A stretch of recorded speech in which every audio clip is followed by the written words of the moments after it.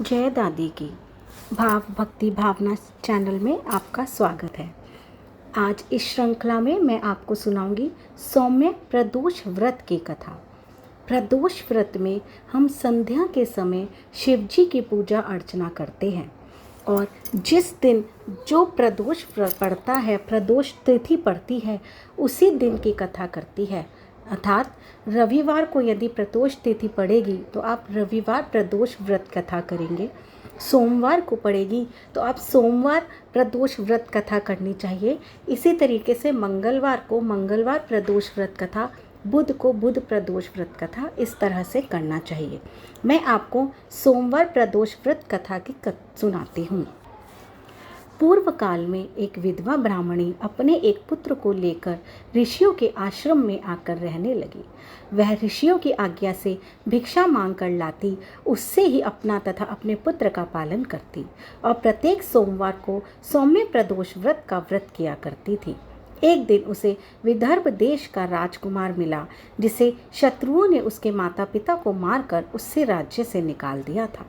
निदान ब्राह्मणी ने उसे भी लाकर पुत्र की ही तरह से उसका पालन पोषण किया। एक दिन राजकुमार और ब्राह्मण के पुत्र ने वन में गंधर्व कन्याओं को देखा। राजकुमार अंशुमति से बातें करते करते उसके साथ ही चला गया और ब्राह्मणी का पुत्र वापस अपनी कुटी पर लौट आया। उधर सुंदर राजकुमार को देखकर अंशुमति के माता पिता ने उसका विवाह राजकुमार के साथ कर दिया। तत्पश्चात राजकुमार धर्मगुप्त ने अपने शत्रुओं पर आक्रमण करके उन्हें पराजित कर दिया और विदर्भ देश पर पुनः अधिकार करके राजकाज करने लगा। धर्मगुप्त को जब उस ब्राह्मणी के पुत्र की याद आई तो उसे बुलाकर अपना मंत्री बना लिया। यथार्थ में ये सब सौम्य प्रदोष व्रत का ही फल था, जिसके करने से वह ब्राह्मणी सुखी हुई और राज्य सुख भोगने लगी।